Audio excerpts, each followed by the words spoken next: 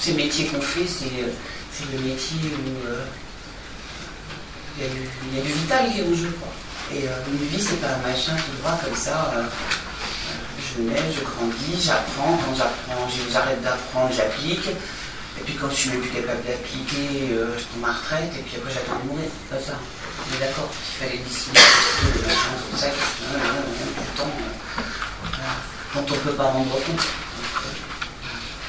Donc l'incomplétude, la décidabilité, le non-savoir, l'ouverture, la disponibilité. Mylène Anti, qui a écrit un livre qui s'appelle L'accueil de l'expérience, et cette aide avec moi, elle avait une très jolie formule. L'accueil de l'expérience, on est d'accord, c'est ce qu'on fait quand on accompagne. On accueille l'expérience de l'autre autant qu'on peut, quoi. Sachant qu'il ne peut pas la dire absolument, donc on ne peut pas prétendre la connaître. Et elle disait, savoir accueillir ce qui se passe en mettant le ce entre parenthèses, c'est-à-dire aussi ce qui passe, et ne pas vouloir retenir ce qui passe à sa vie propre. Et voilà, ça passe, ça a passé. Et l'autre fera ce qu'il a à faire avec, et puis nous peut-être aussi. Je vous remercie.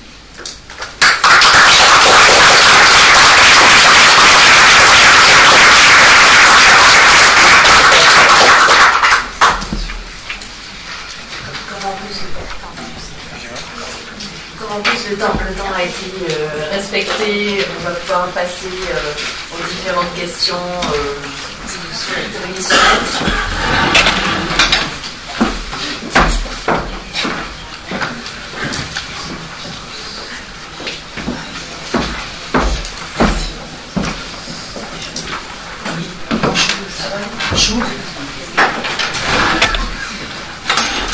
J'aimerais avoir un complément par rapport à Antigone.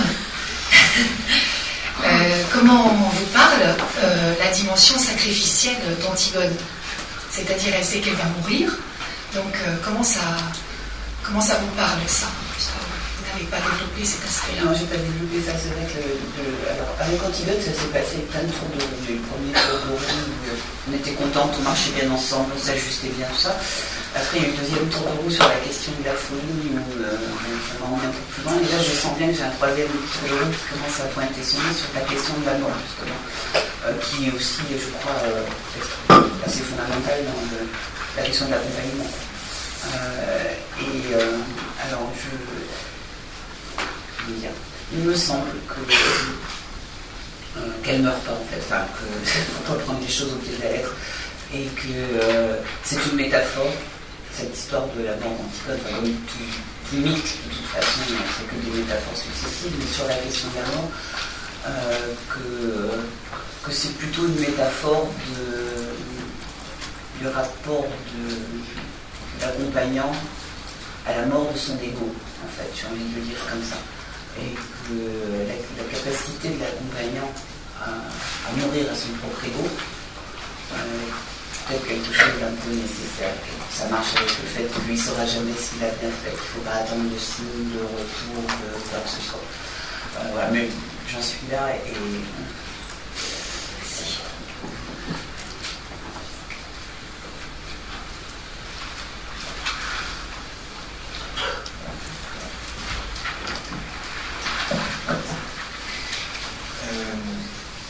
En vous écoutant, moi j'ai besoin de me retrouver un petit peu sur, je dirais, la zone d'attente. Et je fais un peu un parallèle où je transpose avec la formation et la relation pédagogique. Et je me dis que, en tout cas pour moi, les choses seraient plus simples dans tout ce qui est vocabulaire si on distinguait effectivement deux choses, comme on distingue les dispositifs de formation, les formations et la relation.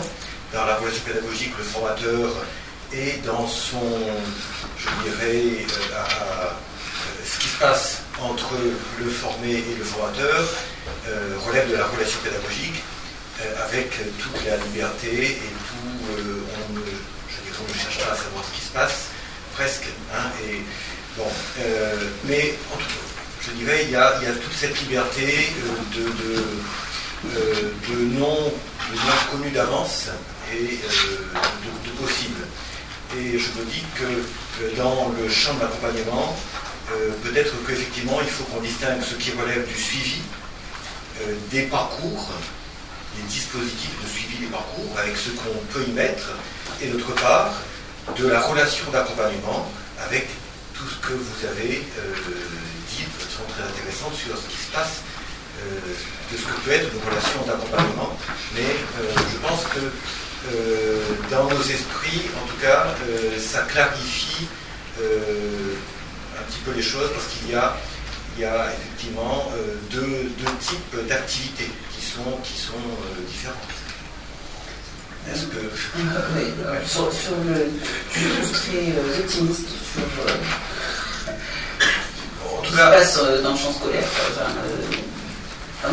On a quand même une pression à l'évaluation, par exemple, CM2, machin, truc qui est insidieusement, moi je l'entends comme ça en tous les cas, le fait que la liberté pédagogique, elle est quand même de plus en plus encadrée, et en tous les cas, elle doit de plus en plus rendre les comptes, comme si le résultat d'un élève à une évaluation visait quelque chose de la compétence de l'enseignant et de la relation qui s'est jouée entre eux à l'intérieur de l'espace pédagogique.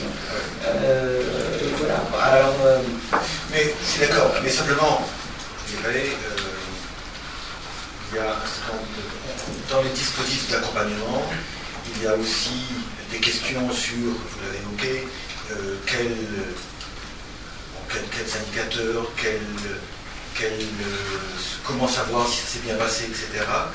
Je dirais, il y a des points qu'on peut mettre dans la case suivi de parcours, qui sont des actes tangibles, et d'autre part la relation d'accompagnement qu'il a et ce qui se passe de façon binaire entre la personne et l'accompagnateur. Oui, on va différencier l'objectivable de non-objectivable. Oui. Mais après, je sais pas trop à quoi ça ressemble, ce que vous avez renseigné comme document. Par exemple, ma question, c'est ces documents qu'on vous demande de remplir, je suppose les financeurs vous demandent de remplir, ça doit être quelque chose comme ça. Dans quelle mesure on pourrait imaginer qu'ils soient co-construits entre les professionnels et les financeurs, et pas simplement qu'ils vous tombent dessus de la part de gens qui peut-être connaissent à peine le métier que vous faites, mais qui par contre eux ont besoin d'infos pour ensuite faire je sais pas quoi d'autre. Voilà, c'est cette question de... Voilà, c'est toujours... Par exemple, en sciences éduques, on différencie ce qui relève de l'évaluation, ce qui relève du contrôle. Mais là aussi, aujourd'hui, on est dans un truc où on ne sait plus s'y retrouver, puisque personne n'ose assumer le mot de contrôle, et que tout s'appelle évaluation, alors qu'en fait, quasi tout relève du contrôle.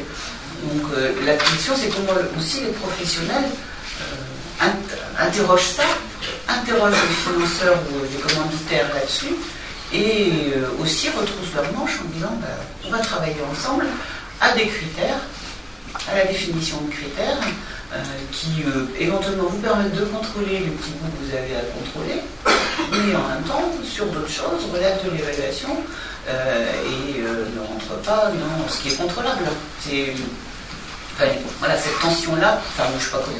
Ne pas confondre, en tous les cas, contrôle et évaluation. Ne pas se laisser enfumer quand on nous dit que c'est de l'évaluation alors que ça n'en est pas. Voilà, notre responsabilité professionnelle, elle est aussi de ne pas se laisser faire quand on estime qu'on est en train d'être malmené et considéré comme des espèces de pantins qui vont le bras armé de la conformisation sociale, du contrôle social, de la normalisation, de tout ce qu'on veut. On n'a pas envie d'être ça non plus. Il y a des jeux qu'il faut un petit peu jouer pour l'institution qui ne pouvaient pas tout à fait jusqu'au bout. Enfin, je ne sais pas si je réponds, mais... Moi, je vais avoir une question dans le même sens. J'hésitais à la poser, mais avec la question précédente, je vais la poser. La figure d'Antigone, c'est quand même la figure de la contestation du politique. C'est la désobéissance civile. Est-ce que implicitement le message de ce matin, c'est de dire aux accompagnateurs, est-ce qu'on fait fi de la commande, je vais la faire soft, mais est-ce qu'on fait fi de la commande publique pour faire un vrai travail d'accompagnement, ou est-ce que quand même il faut une forme de conformation à la commande publique? Oui, enfin bon, après je suis pas sûr qu'il faille poser les choses en bien ou bien, quoi. C'est juste toujours un tout petit peu plus compliqué que ça. C'est pour ça que je disais quel goût de la commande publique, finalement, ne nous empêche pas de faire correctement notre travail d'accompagnant. J'ai envie de dire accompagnant, d'accompagnateur. Bon, si on veut être quand même dans le fait que c'est plus enchevêtré, plus contradictoire que tout ça. En tous les cas, il y a sûrement un goût de la commande publique qui n'est pas si dramatique que ça. Voilà. Et puis, éventuellement, d'autres bouts qui ne sont pas tenables, quoi, qui nous, si on y répond, ne nous permettent plus de faire correctement notre métier. Et c'est là où je dis que, en même temps qu'il y a la transgression politique, il y a aussi peut-être l'idée qu'on est dans une démocratie, encore un peu. Pas toujours sûrement un peu. Et que donc on est tous des citoyens, qu'on soit commanditaires, qu'on soit accompagnants, qu'on soit machin, et qu'on peut se parler.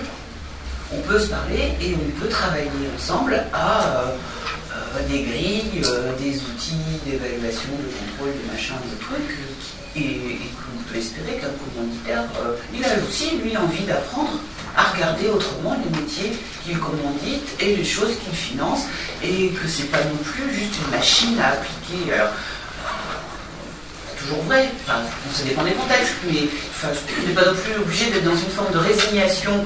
L'autre est stupide, il comprend rien, pas de chance, c'est lui qui a les sous, donc soit je décide de faire, soit je décide de ne pas faire.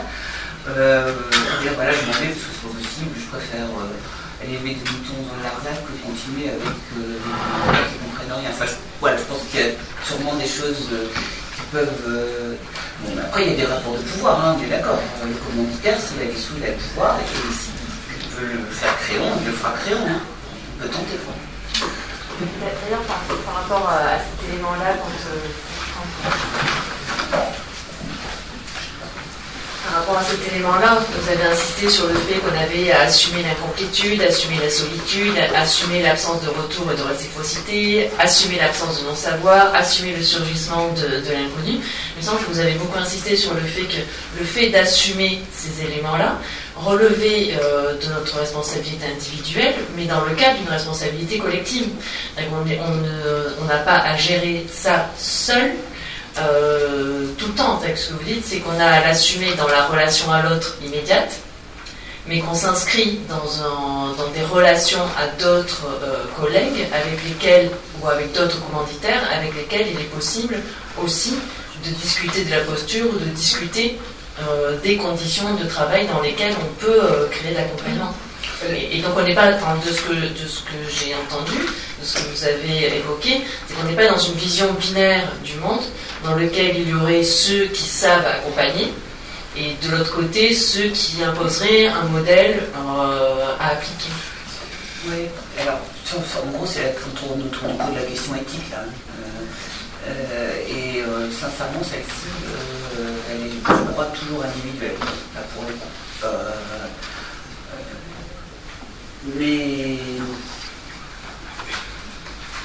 Mais d'une certaine façon, alors dans la mesure où on fait des métiers qui sont partagés avec d'autres que nous et qui sont dans des systèmes avec des commanditaires, des prestataires, des machins, des trucs, moi j'aurais envie de dire là que la responsabilité éthique, dans ma responsabilité éthique, je fais rentrer le fait d'avoir tenté de parler avec tout le monde avant de décider que c'est pas possible. Voilà, je vais juste le dire comme ça.